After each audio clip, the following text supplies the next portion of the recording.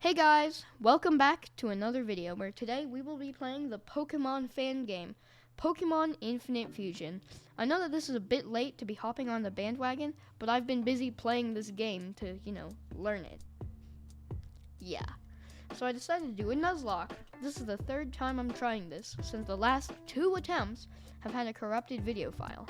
So here's the rules. Number 1. I get 2 encounters per route/area. Since this is a game about fusing Pokemon together, I figured I would need a few more Pokemon than usual. Number 2, I am allowed to use healing items. And number 3, I will be cheating an infinite amount of money in. This just makes the game easier by having plenty of heals and Pokeballs and such. I know it's cheating, but the game's just a lot more tedious without it, and frankly more annoying to watch. So without further ado, this is my playthrough of Pokemon Infinite Fusion. We start off by naming our rival Hank, and we choose Charmander, which we name Tommy.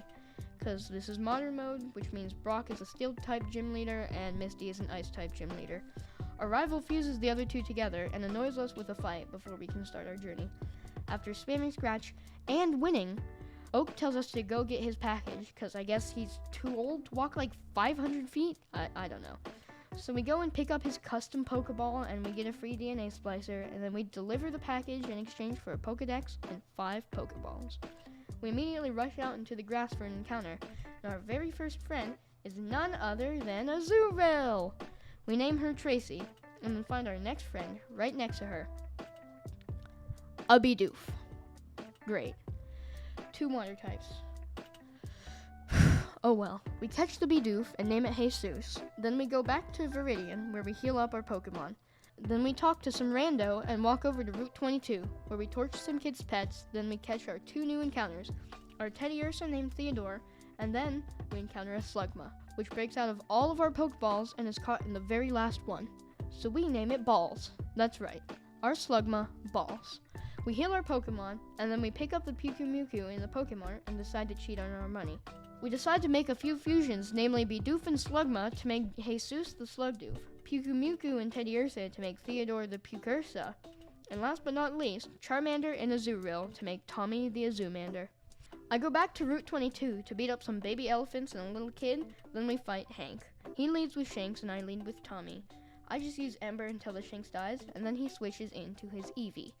A tackle nearly kills Tommy. Just a tackle. So I switch into Jesus, who also almost dies to a tackle.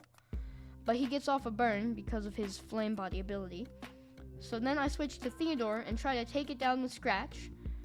And then I misclick with a lick, which obviously does nothing. Eventually the Eevee dies to burn anyways, and we beat Hank. I decide to head back to the Pokemon Center to heal up, and then we go up to Route 2 and encounter a Ralts, which I accidentally kill. But it's okay, because our next encounter is another Ralts, and we catch it this time, and we name her Jen. Our second encounter is a Ralts Hoot Hoot fusion, and I'd just like to appreciate our boy, the bowl cut bird, and it's only level 3, so we have to throw Pokeballs until we catch it. We finally catch it, and we name it Lechonk. Very creative, I know. So then we head into Viridian Forest and catch ourselves a Shroomish named Tunyon. Get it? Cause fat onion ton,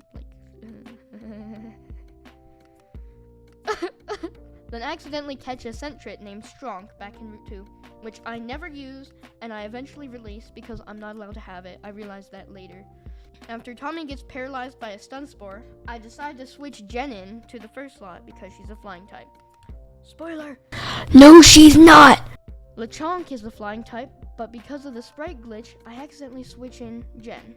I almost paid dearly for it, as I realized my mistake, but instead of switching her out, I try to fight anyways. The trainer sends in a Paris Munchlax fusion, which I hit with confusion for about a 5th, maybe a 6th of its health.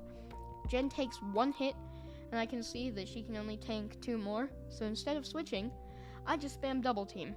Somehow, it manages to land a poison powder through 5 double teams, and being confused, but Jen just barely manages to finish it off with 2 HP.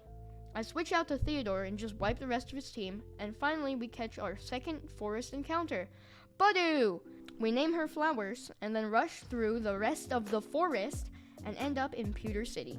At the Pokemon Center, I release Stronk the Sentret and create some new fusions, unfusing Jesus and fusing the Bidoof with Shroomish to create Jesus the Shroomdoosh. Jesus the Shroomdoosh.